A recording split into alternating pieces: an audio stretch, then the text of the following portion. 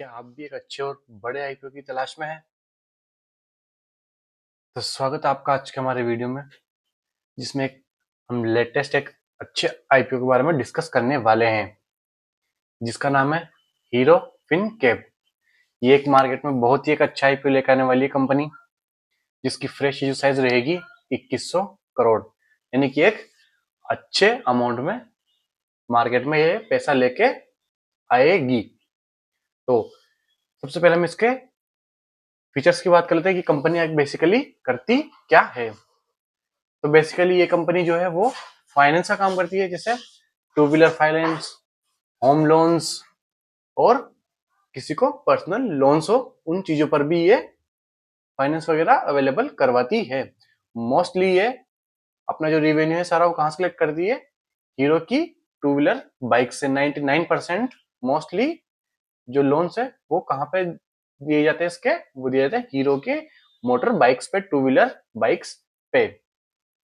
अब हम अगर बात करें तो कंपनी रिटेल पोर्शन में कितना परसेंट लेके आने वाली है, तो इतना बड़ा साइज होने के बाद सिर्फ ये हमको 10% रिटेल पोर्शन देने वाली है।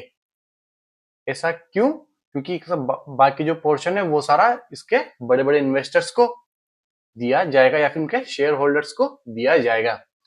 तो आप भी 10% में इसको 100% अलॉटमेंट कैसे ले, वो चीज भी हम आपको इसी वीडियो में बता देते हैं। सिंपली इसको आपको करना क्या है, इसका एक पेरेंटल कंपनी का सिर्फ एक शेयर लेके आपको रख लेना है। जब आप उस पेरेंटल शेयर के साथ अपना आईपीओ लगाओगे तो वहां पर आपको एक चीज शो करेगी, वो है शेयर होल्डर, यानी कि आपको शेयर होल्डर से आईपीओ अप्लाई करना है।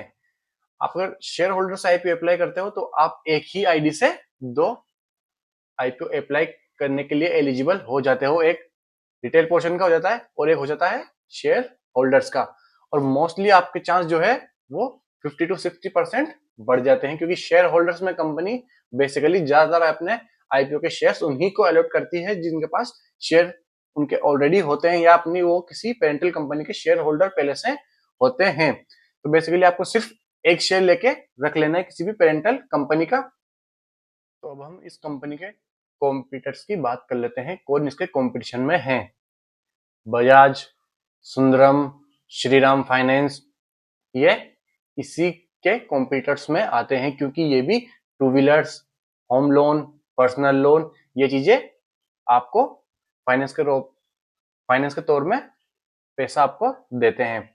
और किसी भी कंपनी से जब आप फाइनेंस करते हो, कुछ भी करते हो, सबसे पहले उसका बैकग्राउंड डाटा चेक किया जाता है कि किस लेवल तक ये अच्छा प्रॉफिट में कंपनी है, या हमको लो इंटरेस्ट पे देगी। ये सब डाटा एनालाइज करने के बाद ही कोई फाइनेंस तक जाता है। तो मोस्टली हीरो, सुंदरम, बजाज, श्रीराम, ये अपने आप में एक कॉम्पिटिटर्स के रूप में बाहर निकलने के आती है और हमारे सामने एक अच्छा मार्केट बना के रखती है। हीरो फिनकॉर्प एक बहुत ही अच्छा मार्केट लेके चल रही है।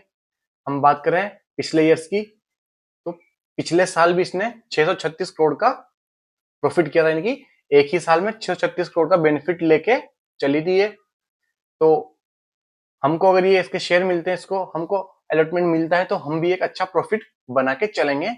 लेकिन अब एक इशू है, हम उस पर भी डिस्कस कर लेते हैं, क्योंकि हम किसी भी चीज को डिटेल में जाने बिना इस आईपीओ को अप्लाई नहीं करेंगे। तो हम बात कर लेते हैं कि कंपनी अगर लॉस में जाती है तो उसका रीजन क्या रहेगा। मान लो कुछ इश्यू होता है और हीरो टू व्हीलर्स की सेलिंग ऑटोमेटिकली डिक्रीज हो जाती है, क्योंकि मोस्टली जो फंड है, जो फाइनेंस है, वो कहां से आते हैं? इसके टू व्हीलर हीरो कंपनी से आते हैं। क्योंकि पहले जो थी ये हीरो होंडा के नाम से थी, अब अलग हो चुकी है। नई कंपनी नहीं है, 1991 में एस्टेब्लिश हुई थी।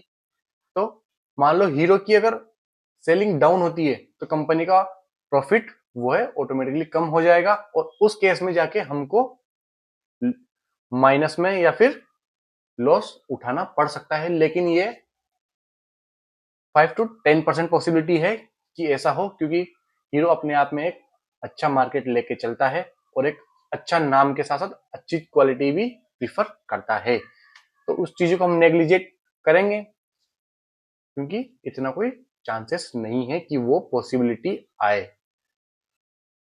बाकी एक बहुत अच्छा आईपीओ है, अच्छा प्रॉफिट बना के देगा, अप्लाई करना ना भूले और पेरेंटल कंपनी का एक शेयर लेके रखें, उसी के जरिए हम इसका अलॉटमेंट ले सकते हैं, क्योंकि रिटेल पोर्शन में सिर्फ 10% देने वाला है और 10% में चांसेस बहुत ही कम रहने वाले हैं। तो शेयर होल्डर के लिए एक शेयर जरूर लेके रखें। मिलते हैं नेक्स्ट वीडियो में।